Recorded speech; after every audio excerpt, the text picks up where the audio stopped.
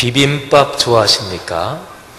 전 세계적으로 각 민족이나 문화에 독특한 음식 문화가 있는데 우리 한국 음식을 대표하는 것으로서 불고기, 비빔밥, 김치 이렇게 있습니다만은 비빔밥이 전 세계적으로 많이 주목을 받고 있지요.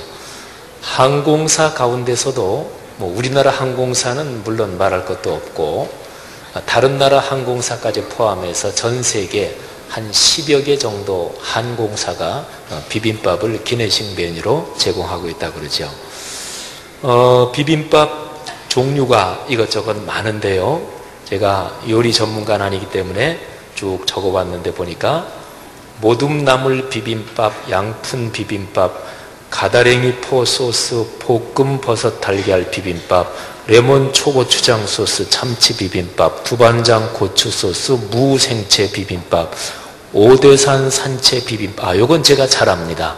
제가 강원도 오대산에 있어서 오대산 산채 비빔밥, 낙지 비빔밥, 꼬막 비빔밥, 육회 비빔밥. 이 비빔밥은 대단히 독특한 음식인 것이 뭐든지 다 됩니다. 그런데 비빔밥 중에서 새싹 비빔밥이라고 들어보셨나 모르겠어요. 글자 그대로 식물의 어린 싹들 가지고 비빔밥을 만드는 거예요. 근데 어린 싹이 굉장히 건강, 이 영양에 좋다 그러지요. 미네랄, 비타민이 아주 많이 들어있고요. 예를 들면 브로콜리 아시죠? 음식 잡수실 때 식탁에 브로콜리가 있다. 그러면 무조건 젓가락이 가야 되는 거 아시지요? 무지무지하게 좋은 채소라 그러죠. 그런데 특별히 브로콜리 싹, 이 싹에는 말이죠. 다 자란 거에 비해서 보통 통상적으로 10배 이상의 영양분이 들어있대요. 그래서 싹에는 그 영양분이 압축되어 있는 거죠. 이게 이제 점점 더 크고 자라면서 이 영양분이 조금 희석되기도 한다고 그래요. 브로콜리 싹이 눈을 맑게 해주는 베타카로틴이 아주 풍부하다고 그러고요. 그리고 항산화제, 설포라판이 굉장히 많이 들어있다 그래요. 그래서 어디 보니까 이 브로콜리 싹에는 채소가 다 자란 거하고 비교할 때 한 20배나 되는 설포라판이 함유되어 있다고 그래요. 자, 새싹 비빔밥 제가 소개를 해드리겠습니다. 제가 요리 전문가가 아니라서 읽을 테니까 잘 들으셔요. 재료: 새싹 한 팩, 상추 4-5장, 미나리 10줄기, 쇠고기 볶음 고추장, 다진 쇠고기 200g, 다진 파 2큰술, 2큰술, 다진 마늘 1큰술, 청주 1큰술, 설탕 1작은술, 간장 2작은술. 조금 더 있는데 여기서 생략합니다. 자, 만들기: 새싹은 찬물에 씻어 체에 건져 물기를 쭉 뺀다. 상추는 씻어 물기를 빼고 먹기 좋게 찢고, 미나리 줄기도 송송 썰고, 쇠고기 볶음 고추장을 만드는데 다진 쇠고기에 고추장과 미림, 물엿, 다진 잣을 뺀 재료를 그거 나머지 빼고 나머지 전부 넣고 조물조물 묻혀 팬에 기름을 조금 두르고 볶는다. 중불에서 볶을 때 나무 주걱으로 짓이겨 가면서 볶아야 쇠고기가 보슬보슬하게 잘 익는데요. 등등. 요거도 여기다 생략하겠습니다. 그래서 전부 다 해놓고 나서 아까 얘기한 새싹들을 전부 다 넣고 비빔밥을 하는 거지요. 맨 마지막에는 뭐니 해도 고추장을 적절한 양을 잘 섞어서 비벼야 비빔밥이 완성이 되지요. 사랑하신 여러분, 비빔밥이 한국을 대표하는 음식인데 제가 오늘은 성경에 나오는 한 얘기를 비빔밥 메뉴로 여러분들에게 말씀을 드리겠습니다. 비빔밥의 묘미는 여러 가지 재료가 들어가 있지만 그게 완전히 다 섞여버리지 않는다는데 묘미가 있습니다. 비빔밥을 비비는데 비비되 그게 으깨면 안 됩니다. 그래서 비빔밥을 비빌 때는 숟가락으로 비비는 게 아니고 젓가락으로 비비는 게 그래서지요.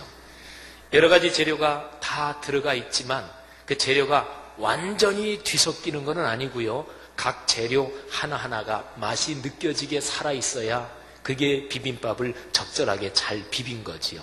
섞이되 각 요소가 사라지지는 않는다. 그러니까 균형과 조화, 이게 말하자면 비빔밥 철학이요, 비빔밥의 묘미인 거지요. 성경에 나오는 한 사건이 여기에도 나오고 저기에도 나오고 그런 얘기들이 많습니다. 특별히 사복음서에 나오는 얘기들이 그렇습니다. 오늘 제가 설교 본문으로 선택한 마가복음 4장 1절 이하의 씨 뿌리는 비유, 굉장히 성도들이 많이 알고 있는 얘기지요. 근데 이것이 마가복음 4장만이 아니고 마태복음 13장에도 나오고요. 그리고 누가복음 8장에도 나옵니다. 이 마가복음, 마태복음, 누가복음 이 세 개를 가리켜서 공관복음서라 그래요.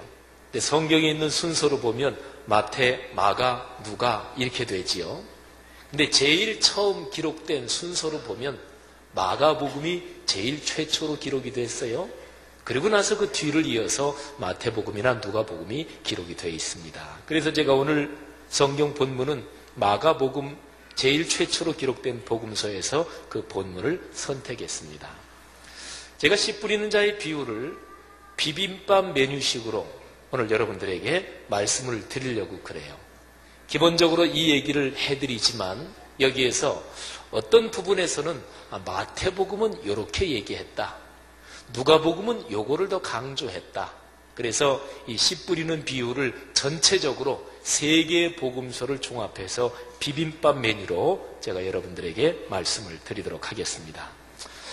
먼저 첫 번째로요. 이 씨 뿌리는 비유, 이거는 예수님의 가르침이라는 게 중요합니다. 그리고 또 두 번째로는 사람들이 많이 모여든 인기 있는 가르침이라는 사실이 중요합니다.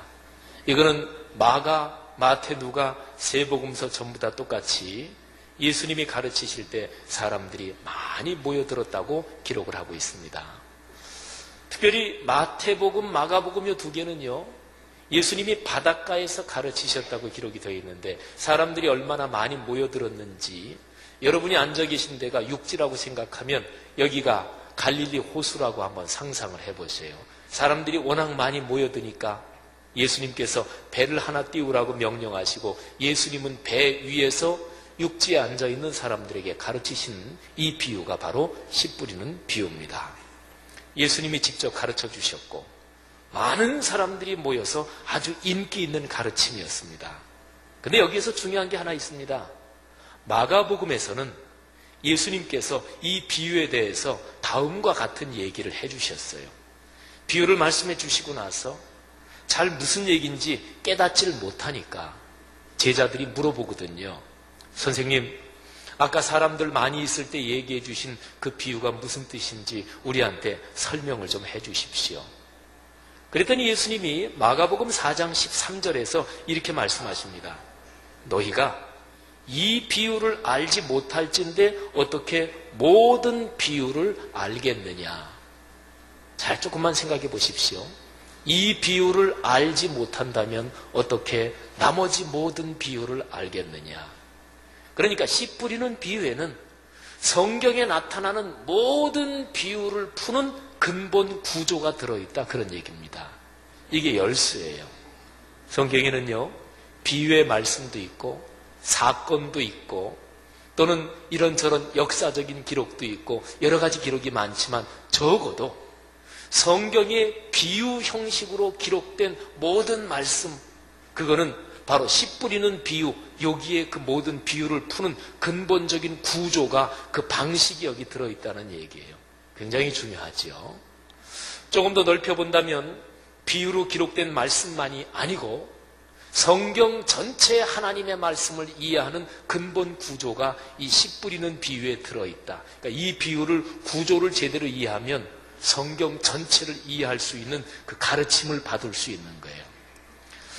자, 그 다음에 중요한 것이 제가 이미 표현에 나온 거지만 예수님은 비유로 가르치셨습니다. 직설법으로 말씀하지 않으시고 비유로, 말하자면 이렇게 애둘러 말씀하신 거예요. 왜 그랬을까요? 들을 사람만 들으라고 그렇게 말씀하셨습니다. 이게 마가복음, 마태복음, 누가복음, 세복음서에 다 나와요. 아무나 그냥 듣고 다 그냥 이해하고, 그런데 사람들이 듣고 이해해서 삶에 간직하고 그거를 소중하게 여기고 다 그러면 좋은데 사람들이 그러지 않습니다. 천국의 진리 하나님의 말씀을 듣고 나서 이거를 함부로 대하고 실천은 하지 않으면서 그걸 함부로 굴리고 이러는 사람도 있거든요. 그래서 예수님께서 들을 사람만 들으라고 그래서 비유로 말씀해 주셨습니다. 마태복음의 표현에 따르면 이거는 천국의 비밀이고 누가복음에서는 하나님 나라의 비유라고 얘기하고 되어 있습니다. 하나님 나라의 비밀, 천국의 비밀이에요. 그래서 세 복음서 전부 다 똑같이 그 비유를 예수님이 말씀해 주시고 나서 결론으로 이런 얘기를 합니다. 들을 귀가 있는 사람은 들으라. 심지어는요, 마태복음 13장 16절에 보면 이런 얘기를 예수님이 하셨어요. 너희 눈이 보기 때문에 너희 귀는 듣기 때문에 복이 있다. 내가 진실로 너희에게 이르노니 많은 선지자와 의인이 지금 너희가 보고 듣는 거 그거를 간절히 보려고 했는데 보지 못했고 간절히 듣고자 했는데도 듣지 못했다. 이게 얼마나 중요한 얘기인지 몰라요.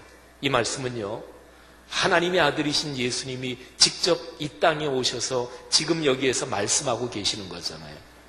구약시대에 살았던 엘리야, 모세, 아모스 또는 여호수아 위대한 선지자들, 위대한 사람들이 구세주의 말씀을 듣기를 간절히 원했단 말이에요.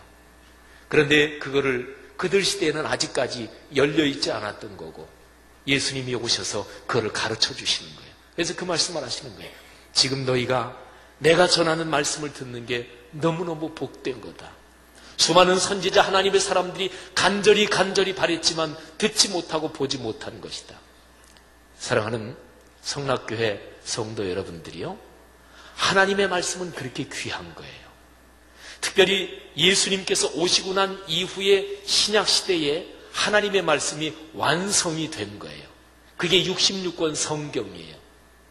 우리가 성경에서 배우는 모세, 엘리야, 다윗 왕, 위대한 하나님의 사람들이 많지만 그 사람들도 못 들었던 거를 우리는 신약시대 이후에 살면서 듣고 있는 거예요.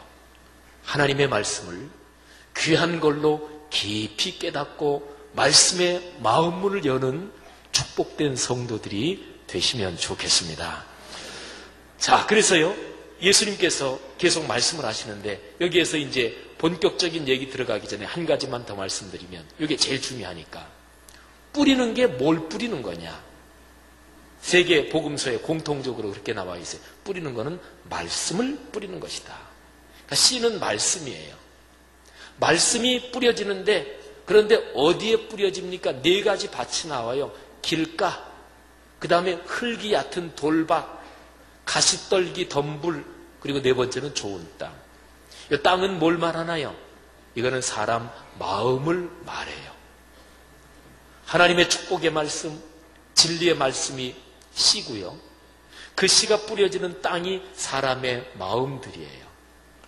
오늘 이 말씀을 들으면서 내 마음은 네 가지 그 마음 밭 중에서 어디에 좀 더 해당하나 잘 살펴보시고, 우리에게 모든 성도님들이 저는 다 좋은 땅이 돼서 최소가 30배, 조금 더 은혜 받으면 60배, 그리고 더 많으면 100배의 축복을 얻는 우리 모든 가족들이 됐으면 좋겠습니다.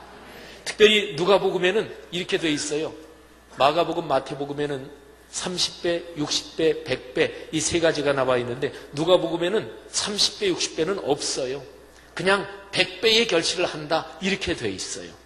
우리에게 모든 성도님들이 가정, 가문, 또 자라는 세대 전부 다 우리가 하나님의 말씀을 듣고 그 말씀이 100배로, 이 100이라는 숫자는 완전수거든요. 그러니까 완전수 이런 뜻으로 하면 100이나 1000이나 만이나 다 똑같은 거예요. 그거는 무한하신 하나님의 축복을 말하는 거예요. 하나님의 무한하신 축복이 씨로 비유된 말씀이 우리의 마음에 떨어져서 자라서 열매 맺기를 주님의 이름으로 축복합니다. 자, 보십시오. 첫 번째 밭, 길가입니다. 마가복음은 이렇게 얘기해요. 길가에 뿌려졌다는 것은 이들을 가리킴이니, 말씀을 들었을 때 사탄이 즉시 와서 그들에게 뿌려진 말씀을 뺏는다. 여러분, 말씀을 들을 때, 설교를 들을 때, 또는 집에서 개인적으로 말씀 묵상할 때, 그때는 전투를 시작하는 거예요. 예수님이 말씀했죠. 사탄이 즉시 와서 뿌려진 말씀을 빼앗으려 그런데요. 이거는 마태복음이나 누가복음에도 마찬가지예요. 누가복음에는 마귀가 가서 그들이 믿어 구원을 얻지 못하게 하려고 말씀을 그 마음에서 빼앗는데요. 그러니까 말씀이 우리의 마음에 들어오면 우리의 마음에 믿음이 자라요. 구원이 더 풍요로워져요. 삶이 복을 받아요. 마귀, 사탄이 그게 싫거든요. 그러니까 그걸 뺏으려 그런데요. 중요한 게 하나 있습니다. 마태복음에는 이렇게 기록이 되어 있어요. 천국 말씀을 듣고 깨닫지 못할 때 그때 악한 자가 와서 그 마음에 뿌려진 것을 빼앗나니 이게 곧 길가에 뿌려진 자요. 그러니까 말씀을 듣고 깨닫지 못하면 뺏긴대요. 그러니까 말씀을 들을 때요, 깨달음이 있어야 됩니다. 다른 말로 마음을 열고 말씀을 들어야 돼요. 또는 말씀을 들을 때, 야, 이 말씀을 내가 삶에서 실천하고 내가 지켜서 내 삶이 더 축복스럽고 우리 가문이 더 활짝 열리고, 말하자면 말씀을 삶에 이어지게 해야 되겠다. 이렇게 열린 마음을 가지고 말씀을 듣지 않으면 사탄이 뺏어가는 거예요. 기억하십시오. 사탄의 공격이 강합니다. 사탄은 틈을 노립니다. 그리고 사탄은 자기가 공격할 공격 목표가 어딘지 아주 명확하게 알고 있습니다. 말씀이 그리스도인 마음에 떨어질 때 그 말씀 씨앗이 속에 들어가서 싹이 나지 못하게 그 전에 낚아채 가는 거예요. 그러니까 말씀을 들을 때 마음을 열어야 된다, 그런 거지요. 두 번째, 흙이 얇은 돌밭입니다. 이거는 세 복음서 전부 다 구체적으로요, 이런 표현이 있어요. 받을 때 기쁨으로 받되. 그러니까 말씀을 들을 때, 말씀을 묵상하고 성경 공부를 할 때 금방 받으면서 기뻐요. 야, 말씀을 들으니까 너무나 좋거든요. 기쁨으로 받습니다. 그런데 뿌리가 없어요. 돌밭에 흙이 조금 있긴 한데 돌이 많고 흙은 별로 없으니까 씨앗이 떨어져가지고 뿌리가 조금 내리긴 한데 흙이 얕아가지고 뿌리가 깊지 못해요. 그래서 해가 뜨겁게 뜨고 그럴 때에 이게 더 이상 자라지 못하고 말라버린다는 거예요. 그런데 여기에서 해가 뜨겁게 뜨는 것, 그거를 가리켜 말하기를 환난과 박해라고 얘기를 합니다. 이거를 또 하나 기억해야 돼요. 말씀이 우리의 삶에서 열매를 맺는 그 과정 속에는 어려움이 있을 수 있습니다. 여러분, 세상에 모든 좋은 것 가운데서 누워서 떡 먹는 것처럼 그냥 호박이 넝쿨째 굴러 들어오는 것처럼 그렇게 들어오는 게 있던가요? 그렇게 굴러 들어오는 것은 사람에게 복이 되기보다는 그 사람을 망치는 경우가 허다합니다. 귀한 하나님의 진리가 우리의 삶에 열매 맺을 때 그 과정 중에서 어려움이 있을 수가 있습니다. 여러분, 그 어려움을 유발하는 거, 누가 어렵게 만드느냐? 그건 역시 또 사탄이지요. 사탄은 씨앗을 듣자마자 낚아채지 못하면 그러면 포기하고 어쩔 수 없네 그러나요? 안 그렇습니다. 사탄은 계속해서 공격하는 거예요. 길가에서 낚아채지 못했을 때 그러면 그 다음 작전으로 들어가는 거예요. 어려움을 주고 협박을 하고 인간 속에 욕심이 발동하게 해서, 그래서 말씀의 씨앗이 계속해서 자라지 못하게 만드는 거지요. 누가복음에는 이거를 좀 독특하게 표현을 했어요. 바위 위에 있다, 이렇게 표현을 했어요. 마가복음, 마태복음에는 흙이 얕은 돌밭이라고 표현했는데 누가복음에는 독특하게 바위 위에 떨어졌다. 근데 바위 위에도 흙이 조금은 있다, 그런 얘기죠. 바위 위에 있다는 것은 말씀을 들을 때 기쁨으로 받으나 뿌리가 없어 잠깐 믿다가 시련을 당할 때에 배반하는 자요.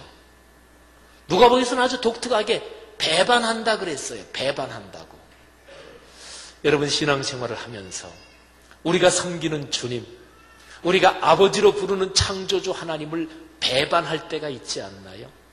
내 자존심이 더 중요해서, 내 욕심이 더 중요해서, 내 체면이 더 중요해서 주님을 배반할 때가 있지 않나요? 그게 말씀이 듣긴 듣는데 내 삶 속에서 열매를 맺지 못하는 거예요. 중간에 도중하차하는 거죠. 이게 바로 흙이 얕은 돌밭입니다. 흙이 같은 돌밭이라고 표현되는 그런 사람의 마음은 기본적으로는 순수합니다. 기본적으로는 마음이 열려 있어요. 그런데 그걸 끝까지 가지고 가는 인내, 뚝심, 이게 부족한 거지요. 세 번째입니다. 이거는 가시떨기에 떨어진 씨앗입니다. 요거를 주목하셔야 돼요. 마가복음에서는 이렇게 얘기를 해요. 어떤 이는 가시떨기에 뿌려진 자니 이들은 말씀을 듣기는 하되, 듣기는 들어요. 그런데 세상의 염려와 재물의 유혹과 기타 욕심이 들어와 말씀을 막아 결실하지 못하게 되는 자예요. 그러니까 가시떨기, 가시나무가 세상의 욕심으로 비유된 거죠. 그게 이렇게 막아가지고 이 식물이 자라지 못하게 하는 것처럼 세상의 욕심들이 막는다, 이제 그런 얘기죠. 마태복음이나 누가복음에도 같아요. 그러니까 여기에서 공통적인 표현을 제가 뽑으면 염려, 재물에 대한 욕심, 향락, 말하자면 쾌락에 대한 욕심, 이런 게 말씀을 막는다는 거예요.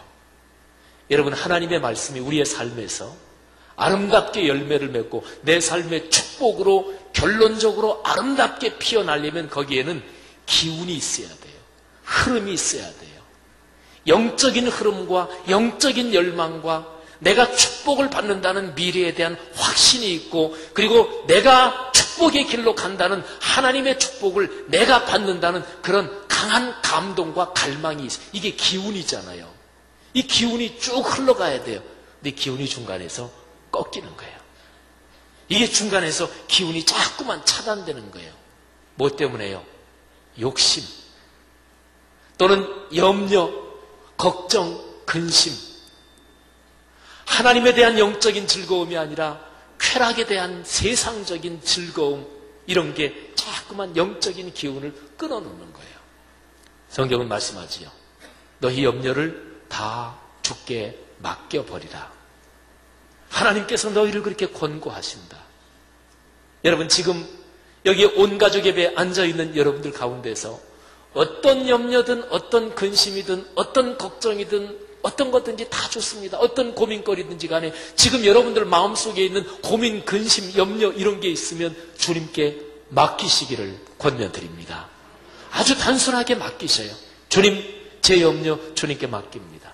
여기 우리 중고등학생들, 우리 초등학생들도 있는데 어린아이들도 다 고민이 있지요.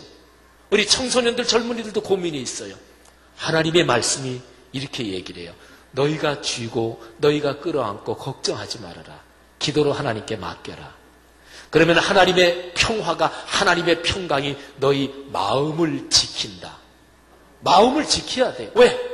이 마음의 말씀의 씨앗이 떨어져서 지금 자라고 있는 중인데 마음이 염려, 걱정, 근심, 고민으로 차면 기운이 끊어진다니까요. 이 싹이 자라지 않는다니까요. 어떤 종류의 염려든지 핑계가 될 수 없습니다. 아유, 이 정도 상황이고 또 처지가 이 정도면 누구든지 염려하지 않을 수 없겠지. 아닙니다. 사탄의 유혹이에요. 어떤 거든지 염려는 다 무익합니다. 하나님 앞에 맡겨놓으십시오. 하나님 앞에 완전히 맡겨놓으시면 하나님께서 그 염려를 책임지실 것입니다. 사랑하신 여러분, 그리고 욕심, 이게 아주 중요하지요. 욕심, 세상적인 쾌락, 그리고 무엇보다 돈, 재물에 대한 욕심이 하나님의 영적인 축복을 가로막는 걸림돌이 되는 거지요. 자, 가시떨기에 뿌려진 씨앗, 여기에서 아주 중요한 얘기를 드립니다. 대개 이런 경우에 해당되는 사람은 들을 때에 순수하지 않습니다. 들을 때부터 이미 불순한 마음으로 듣습니다. 어디 무슨 얘기 하나 보자 이렇게 듣는다든지, 에이, 뭐 하나님 말씀이라는 게 성경에 써 있지만 에이, 그게 뭐 생활 중에서 다 이루어지려고 뭐 그저 좋은 얘기 써 있는 거지 뭐. 그러니까 들을 때부터 마음이 열려 있지 않아요. 아니면은 적어도 그렇게까지는 안 되더라도 한 발 빼고 듣습니다. 말씀을 들을 때, 말씀을 묵상할 때, 또는 이런저런 기회를 통해서 말씀에 접할 때, 말씀이 다가올 때 한 발 뒤로 빼고 듣는 거예요. 아, 내가 다 순종하진 않는다. 내가 선별해서 내가 선택한다. 이게 가시떨기 덤불에 뿌려진 씨앗이에요. 그리고 특별히 그런 상황 속에서 내가 가지고 있는 제일 중요한 거, 내 생활에서 내가 제일 소중하게 여기는 거, 그건 딱 쥐고 안 놓는 거예요. 우리 예수 믿는 사람들 그렇잖아요. 기도할 때에 비록 내가 기도 끝난 다음에 그렇게 실천하지는 못해도 기도할 때는 적어도 그때만이라도 순수한 마음으로 주님께 맡깁니다. 내 자신의 부족함을 용서해 주십시오. 그렇게 기도를 드리면 그 순간에 우리의 마음이 100% 순결해지고 100% 하나님의 능력으로 가득 차고 그러면 좋겠지만 그러진 않죠. 그래도요, 기도할 때, 예배할 때, 말씀을 들을 때, 찬송할 때 그때 마음을 전부 다 열고 찬송하고 기도하고 말씀을 들어야 그래야 내 삶이 하나님의 축복을 향해서 가는 거예요. 사랑하신 여러분, 하나님의 말씀을 듣고 예배 중에 말씀이 다가올 때, 묵상 중에 말씀이 다가올 때 내 마음을 다 여시기를 바랍니다. 한 발 빼지 마세요. 한 발 빼는 게 현명한 거라고 생각하고 빼는 거예요. 빼는 사람으로 보면 내가 이게 지혜로운 거지. 두 발 담글 필요가 없다. 근데 나중에 두고 보십시오. 그게 현명한지, 아니면 말씀을 들을 때 또는 기도할 때 찬송할 때 마음을 다 활짝 열고 거기에 나 자신을 던지는 사람이 지혜로운지. 사랑하신 여러분, 당연하죠. 다 마음을 열고 주님의 거룩한 뜻에 나 자신을 던지는 사람이 지혜로운 줄 믿습니다. 마지막입니다. 좋은 땅에 떨어진 씨앗. 가장 중요한 얘기가 이제 여기에 담겨 있습니다. 우리 모두가 다 우리의 마음밭이, 우리 인생이, 우리의 삶이 좋은 땅이 되고자 하는 거니까요. 마가복음에서는 이렇게 얘기해요. 좋은 땅에 뿌려졌다는 것은 곧 말씀을 듣고 받아. 여기 두 가지 단어를 주목하십시오. 첫째, 듣는다. 두 번째, 받는다. 듣는다는 것은 귀로 듣는 거지요. 이해력으로 듣는 거지요. 근데 단순히 들을 뿐만 아니라 한 걸음 더 나아가서 그 말씀을 꽉 잡는다. 받는다. 이제 그걸 주목하셔야 됩니다. 그 다음에요, 마태복음에는 이렇게 기록되어 있습니다. 좋은 땅에 뿌려졌다는 것은 말씀을 듣고 깨닫는 자니. 마가복음에서는 받는다 그랬는데 마태복음에서는 듣고 난 다음에 깨닫는다. 여기 이제 받는다하고 비슷한 거예요. 말씀을 깨닫고 내 마음속에 깊은 감동이 오고, 그래서 단순하게 듣는 게 아니라 지식적으로만 와닿는 게 아니라 그 말씀이 내 삶하고 깊이 팍 하고 접속이 되는 거예요. 자, 누가복음에는 이렇게 표현되어 있습니다. 8장 15절인데요.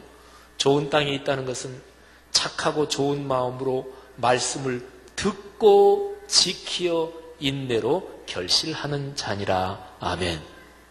자, 여기 듣고 요거는 또 나와요. 근데 그 다음에 무슨 표현이 나와요? 지키어. 잘 들으십시오. 마가복음, 마태복음, 누가복음, 이 세 복음에서 공통적으로 첫 번째 단계는 다 똑같아요. 듣고. 근데 그 다음 단계, 지식으로만 듣는 게 아니라, 귀로만 듣는 게 아니라 내 온 삶으로, 온 가슴으로 내 삶을 거기에 헌신하고 던지겠습니다. 내가 그 말씀대로 되기를 원합니다. 이런 심정으로 그 말씀을 막 끌어안고 내 삶이 거기에 뗄 수 없이 연결되는, 그거를 세복음서가 조금씩 다르게 표현하고 있어요. 마가복음에서는 받아, 마태복음에서는 깨달아, 그리고 누가복음에서는 지켜. 저는 이 설교를 준비하면서 그런 묵상을 했어요. 제가 아까 얘기하기를 마가복음이 제일 먼저 기록됐다 그랬죠. 마태복음하고 누가복음은 자신들의 복음서를 기록할 때 마가복음을 이렇게 책상 앞에 놓고 있었습니다. 이게 학자들이 연구한 바예요. 마가복음이 이미 있었고 그거를 참고로 하면서 또 다른 자기들이 들은 재료, 기도하는 마음으로 그걸 해가지고 마태복음 쓰고 누가복음 쓴 거예요. 근데 마가복음을 놓고 마태라는 분이 쓰면서 듣고 받아. 받는다는 게 뭘까? 말씀을 묵상하다가 그래, 이거는 깊이 깨닫는 거지. 그래서 깨달아, 이렇게 쓴 거예요. 누가라는 분은 마태복음이나 또는 마가복음이나 이거를 보고서 받는다는 게 뭘까? 묵상을 하다가 이 누가복음, 이 기록한 사람이 깨달은 거예요. 그래, 이거는 삶으로 지킨다는 거지. 내가 그렇게 산다는 거지. 사랑하시는 성도 여러분들이요, 바로 이 지점입니다. 말씀을 들을 때, 내가 말씀을 읽을 때, 성경 공부를 할 때 말씀을 듣는 거예요. 그런데 듣는 거로 끝나면 안 되고 궁극적으로 말하면 그 말씀을 살아야 되는 거예요. 여러분 생각해 보십시오.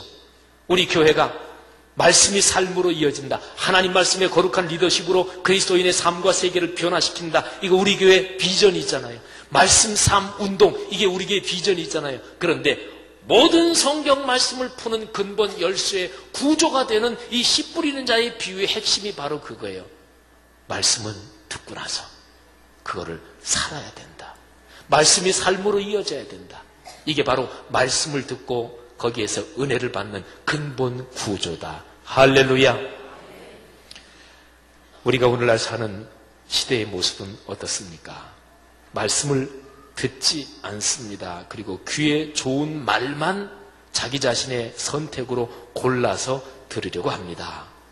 디모데후서 4장 1절 이하에서는 그런 상황에 대해서 다음과 같이 예언적으로 기록이 되어 있어요. 하나님 앞과 살아있는 자와 죽은 자를 심판하실 그리스도 예수 앞에서 그가 나타나실 것과 그의 나라를 두고 엄히 명하노니 너는 말씀을 전파하라. 때를 얻든지 못 얻든지 항상 힘쓰라. 범사에 오래 참음과 가르침으로 경책하며 경계하며 권하라. 왜 이렇게 강력하게 말씀을 얘기하라고 했을까요? 그 뒤에 나와요. 때가 이르리니 사람이 바른 교훈을 받지 아니하며 귀가 가려워서 자기의 사욕을 따를 스승을 많이 두고 또 그 귀를 진리에서 돌이켜 허탄한 이야기를 따르리라. 말씀을 듣지 않는 세대, 귀에 좋은 말만 들으려는 세대, 내 귀에 좋은 얘기만 해려는 세대, 책망을 거부하는 세대. 그런데 그런 사람만 있는 게 아니고 그런 세대일수록 또 한편에는 말씀에 대한 갈급함이 있고 그리고 갈증이 있습니다. 구약성경 아모스서에 그런 상황이 다음과 같이 예언적으로 기록이 되어 있어요. 무서운 심판의 날이 온다는 거예요. 아모스서 8장 9절 주 여호와의 말씀이니라. 그날에 내가 해를 대낮에 지게 하여 백주의 땅을 캄캄하게 하며 너희 절기를 애통으로 너희 모든 노래를 애곡으로 변하게 하며 모든 사람에게 굵은 배로 허리를 동이게 하며 모든 머리를 대머리가 되게 하며 독자의 죽음으로 말미암아 애통하듯 하게 하며 결국은 곤고한 날과 같게 하리라. 주 여호와의 말씀이니라. 보라 날이 이를지라 내가 기근을 땅에 보내리니 양식이 없어 주림이 아니요 물이 없어 가람이 아니요 여호와의 말씀을 듣지 못한 기갈이라. 사람이 이 바다에서 저 바다까지 북쪽에서 동쪽까지 비틀거리며 여호와의 말씀을 구하려고 돌아다녀도 얻지 못하리니 그날에 아름다운 처녀와 젊은 남자가 다 갈아여 쓰러지리라. 아멘. 위험한 시기가 되고 죄악이 넘실거리는 시기가 되면 말씀이 드물어진대요. 사랑하는 성도 여러분들이요, 그래서 예레미야서 31장 31절 이하에 보면은 그런 말세에 타락하는 날이 되면 말씀이 드물어지기 때문에 하나님께서 거룩한 말씀을 우리의 속에 기록한다고 그랬어요. 그러나 그날 후에 내가 이스라엘 집과 맺을 언약은 이러하니 곧 내가 나의 법을 그들의 속에 두며 그들의 마음에 기록하여 나는 그들의 하나님이 되고 그들은 내 백성이 될 것이라. 여호와의 말씀이니라. 아멘. 사랑하는 성락성결교회 성도 여러분들이요, 하나님께서 우리에게 축복을 주실 때는 반드시 메인 채널이 66권 성경 말씀이에요. 말씀이 마음에 떨어지는 거예요. 그게 씨예요. 그게 자라서 싹이 올라가고 점점 커지고 그리고 열매를 맺어야 돼요. 근데 방해하는 세력이 있단 말이에요. 방해하는 세력을 꺾고 말씀의 축복을 받으려면 아주 중요한 것이 착하고 좋은 마음으로 말씀을 듣고 지켜야 되는 거예요. 그러면 100배의 결실을 얻게 됩니다. 다시 한번 주께서는 말씀하십니다. 들을 귀 있는 자는 들을지어다. 우리 성락성결교회 모든 성도들, 가정 가문들 한 가정도 빼놓지 않고 이 말씀을 들어 우리의 삶의 축복이 되기를 주님의 이름으로 축원합니다.